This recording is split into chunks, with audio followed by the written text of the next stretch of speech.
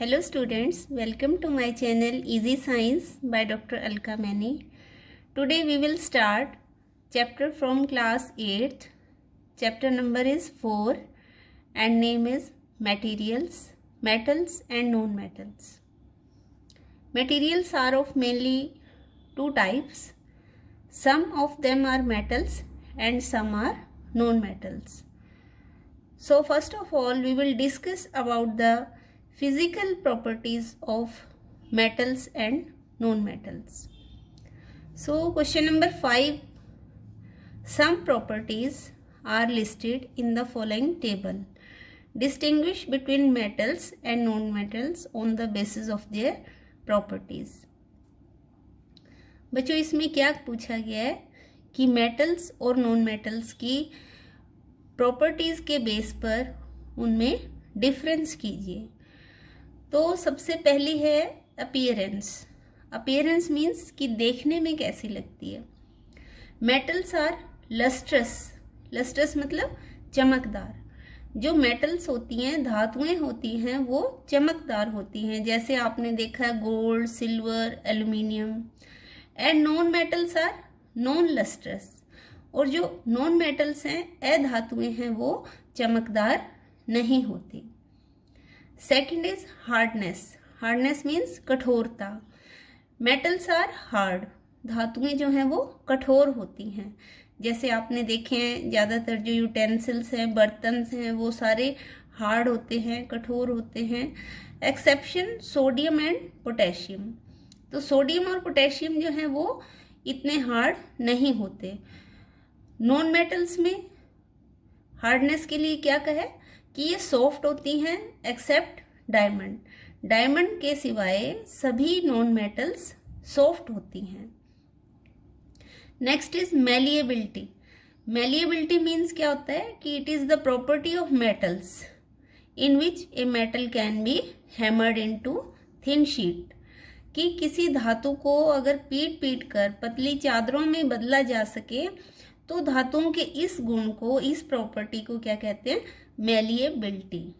तो metals are generally malleable, मतलब maximum जो मेटल्स हैं वो मेलिएबल नेचर की होती हैं, यानी उन्हें पीट पीट कर, हथौड़े से पीट पीट कर पतली चादरों में, थिन शीट्स में बदला जा सकता है। Non metals they are brittle. Brittle in nature मतलब भंगुर होती हैं, जैसे कि अगर उनको पीटा जाए तो वो पाउडर की फॉर्म में हो जाएंगी। Next is ductility. Metals are generally ductile in nature.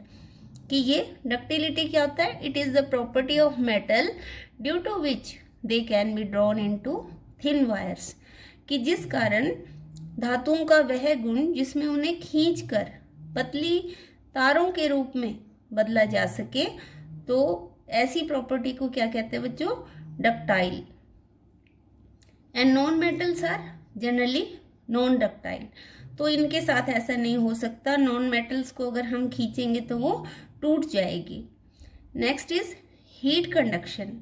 कि मेटल में से हीट पास हो सकती है या नहीं हो सकती है। They are good conductor of heat.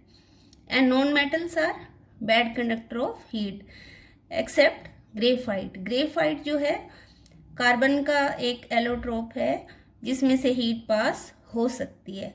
तो ग्रेफाइट को छोड़कर बाकी जो सभी नॉन मेटल्स हैं they are bad conductor. Conduction of electricity. क्या मेटल्स और नॉन मेटल में से इलेक्ट्रिसिटी पास हो सकती है? यस, मेटल में से इलेक्ट्रिसिटी पास हो सकती है। They are good conductor of electricity and non metals are bad conductor of electricity except graphite. Graphite को छोड़कर। नेक्स्ट क्वेश्चन है बच्चों, give reason for the following. First one is aluminium foils are used to wrap food items. Aluminium foils को भोजन लपेटने के लिए उपयोग में लाया जाता है। ऐसा क्यों? एल्यूमिनियम फॉइल्स आप सब ने देखी हैं, जब स्कूल जाते हो तो अपना लंच पैक करके उसमें लेकर जाते हो आप, तो वो है aluminium foils. Because aluminium foils do not contaminate food items, क्योंकि जो एल्युमिनियम फॉइल है वो भोजन को दूषित नहीं करती, खराब नहीं करती, and maintains moisture of food items, और जो भोजन की नमी है उसको भी बनाए रखती है। तो इन 2 रीजन से हम एल्युमिनियम फॉइल यूज करते हैं to wrap food items. Next है immersion rods for heating liquids are made up of metallic substance, कि जो इमर्शन रोड्स हैं वो लिक्विड को गर्म करने के लिए यूज़ की जाती हैं और वो मेटेलिक सब्सटेंस की बनी होती हैं। ऐसा क्यों? Because immersion rods made up of metallic substance are good conductor of heat, क्योंकि वो मेटल की बनी है, अभी हमने पढ़ा, और मेटल जो है वो गुड कंडक्टर ऑफ हीट है और इलेक्ट्रिसिटी, यानी उसमें से हीट भी पास हो सकती है और इलेक्ट्रिसिटी भी। And when electric current is pass through them, और जब उनमें से इलेक्ट्रिक करंट पास किया जाता है, दे क्विकली बिकम हॉट, वो जल्दी से गर्म हो जाती हैं, एंड हीट द वाटर, और पानी को गर्म कर देती हैं। नेक्स्ट है बच्चों, copper can not displace zinc from its salt solution. Copper जो है वो जिंक के साल्ट सॉल्यूशन में से जिंक को डिस्प्लेस क्यों नहीं करता? डिस्प्लेस मतलब अपनी जगह से हटा देना। इसके लिए मैंने ये रिएक्शन लिखे बच्चों, जैसे कॉपर प्लस जिंक सल्फेट, ये जिंक सल्फेट का सॉल्यूशन है, इसमें से कॉपर जो है इसको हटाकर, जिंक को हटाकर इसकी जगह खुद क्यों नहीं आ सकता, कॉपर सल्फेट क्यों नहीं बना सकता? तो ये हमने देखना है, क्योंकि जो कॉपर है, because copper is less reactive than zinc, क्योंकि कॉपर जो है वो जिंक से कम क्रियाशील है, and less reactive substance can not displace more reactive substance. तो जो लेस रिएक्टिव सब्सटेंस होता है, कम क्रियाशील पदार्थ होता है, वो अधिक क्रियाशील पदार्थ को नहीं हटा सकता, इसलिए कॉपर जो है वो जिंक को इसके साल्ट सॉल्यूशन में से नहीं हटा सकता। नेक्स्ट है बच्चों, sodium and potassium are stored in kerosene, कि सोडियम और पोटेशियम को केरोसिन में स्टोर करके क्यों रखा जाता है? केरोसिन क्या होता है आप जानते ही हो, मिट्टी का तेल। Sodium and potassium are highly reactive, ये बहुत ज़्यादा क्रियाशील होते हैं, एंड दे बिकम एक्टिव, और वे और भी एक्टिव हो जाते हैं when kept in open air, जब इन्हें हवा में खुला छोड़ दिया जाए।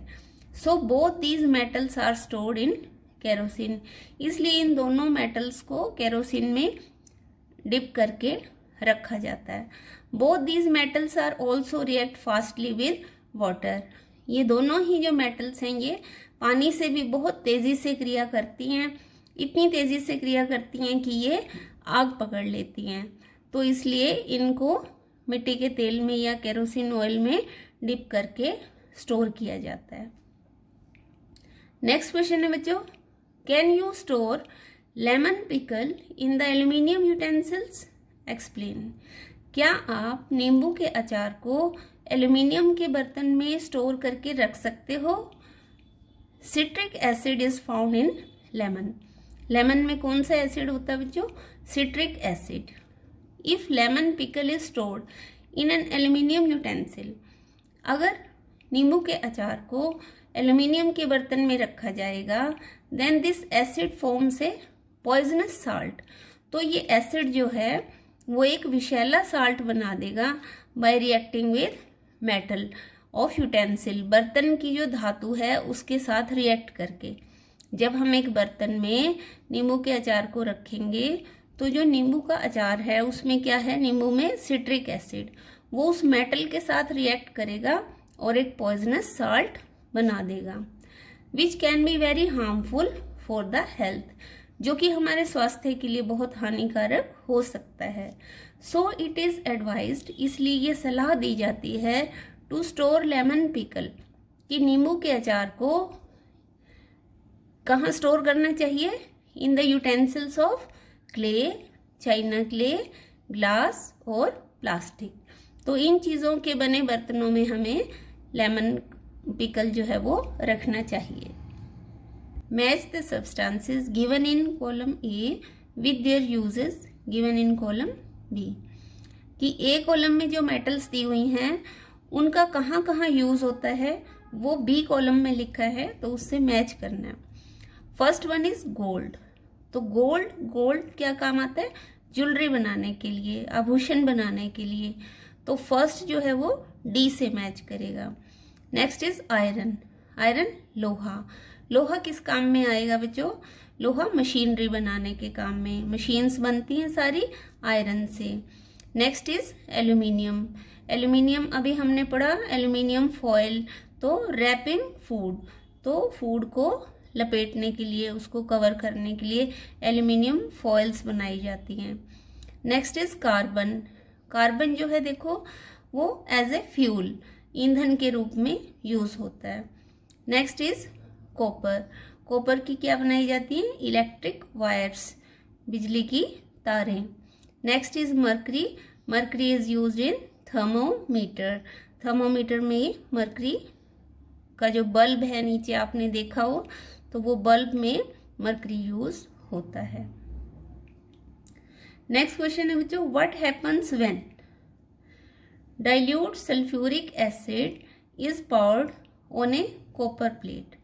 जब डाइल्यूट सल्फ्यूरिक एसिड को एक कॉपर प्लेट के ऊपर डाला जाए तो क्या होगा? What happens? No reaction takes place, कोई भी अभिक्रिया नहीं होगी। It only reacts with hot concentrated sulphuric acid. ये क्रिया तभी होगी जब ये डाइल्यूट सल्फ्यूरिक एसिड की जगह पर कैसा हो? Hot concentrated sulphuric acid. जब ये सल्फ्यूरिक एसिड कंसंट्रेटेड फॉर्म में हो और हॉट हो, गर्म हो, तभी ये कॉपर प्लेट से रिएक्ट करेगा, अदरवाइज नहीं। नेक्स्ट है बच्चों, iron nails are placed in copper sulphate solution. Iron nails क्या होती है? लोहे की कील। तो लोहे की कीलों को जब कॉपर सल्फेट के सॉल्यूशन में डाला जाए तो क्या होगा? What happens? Iron plus copper sulphate, ये मैंने नीचे इनके जो सिंबल्स हैं वो लिखे हैं। Iron Fe, copper sulphate CuSO4। तो क्या बन जाएगा बच्चों? आयरन सल्फेट प्लस कॉपर, क्या फॉर्मूला बनेगा?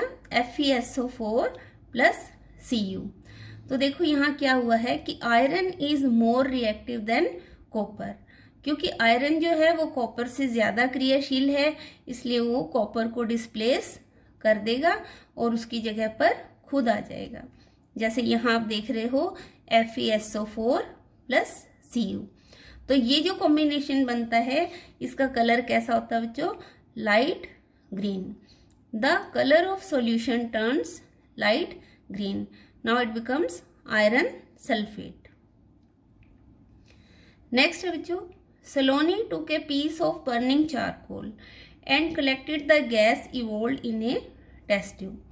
सलोनी ने एक जलता हुआ चारकोल का पीस लिया और उसके जो गैस निकल रही थी उस गैस को एक टेस्ट ट्यूब में इकट्ठा कर लिया। अब क्वेश्चन क्या है? How will she find the nature of gas? तो वह गैस की नेचर का पता कैसे लगाएगी कि वो गैस एसिडिक है या बेसिक? वेट ब्लू और red litmus paper is used. ठीक है, नीला लिटमस पेपर या फिर red litmus paper is used, ये हमने लेना है to know the nature of gas, gas की नेचर का पता लगाने के लिए। उस टेस्ट ट्यूब में अगर हम ब्लू लिटमस पेपर डालेंगे तो वो रेड हो जाएगा। अगर वो रेड हो जाएगा तो गैस किस नेचर की है बच्चों? Acidic in nature. And if the red litmus paper turns blue, अगर हम मॉइस्ट रेड लिटमस पेपर डालते हैं और वो ब्लू हो जाए तो gas is alkaline in nature. तो गैस कैसी होगी? अल्कलाइन नेचर की होगी।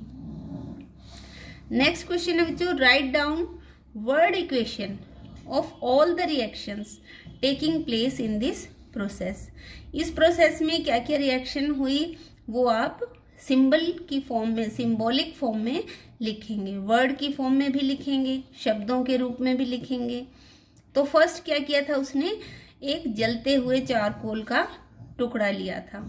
तो कोई भी चीज जलती जो है बच्चों वो एयर की प्रेजेंस में ही जलती है। तो charcoal plus air on burning, जलने पर क्या प्रोड्यूस किया था उसने टेस्ट ट्यूब में, एक गैस। उस गैस का क्या नाम है, carbon dioxide.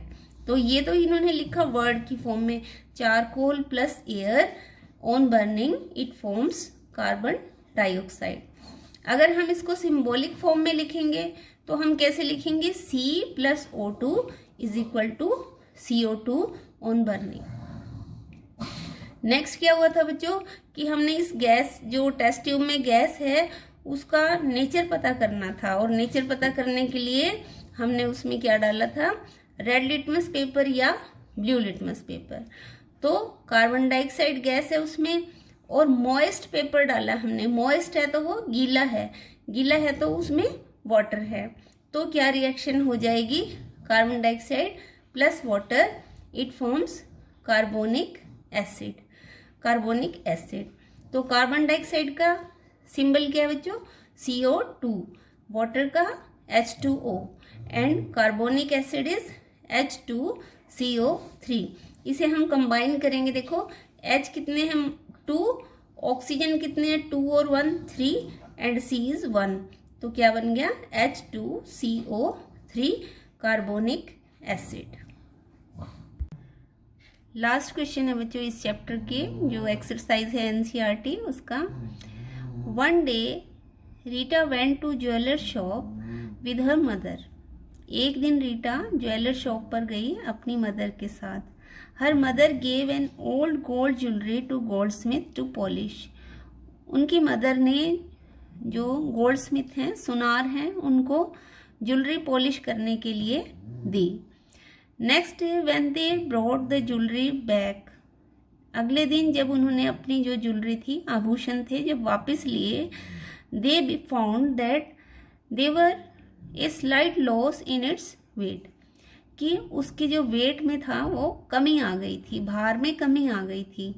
Can you suggest a reason for the loss in weight. तो क्या आप बता सकते हो कि यह कमी किस कारण से आई थी। Polishing on gold jewellery means, आप ये समझें क्योंकि ये डे टू डे लाइफ से जुड़ा होता है और हम घर में अक्सर इस तरह की बातें सुनते हैं। तो polishing on gold jewellery means कि गोल्ड ज्वेलरी को पॉलिश करवाने का क्या अर्थ है। It would be washed in acidic solution, इसे एसिडिक सॉल्यूशन में वॉश किया जाता है, धोया जाता है।